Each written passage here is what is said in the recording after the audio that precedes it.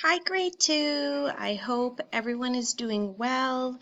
Miss Vitale here. I'm doing this video just to inform you that Miss Vitale is not going to be at school for about 2 weeks because she is having a surgery on Wednesday.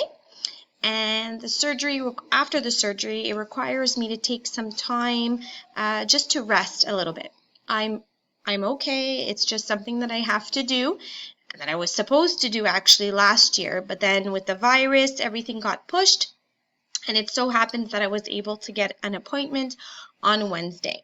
So you have a replacement in for me, and she's going to help you with everything. I've informed her everything, and we already know how our centers work. So you make sure that you take a look at the image, that you know that you have to work at 30 minutes for every single station. The timer is going to be placed on the board for you. You guys really concentrate and you do the work the best that you can.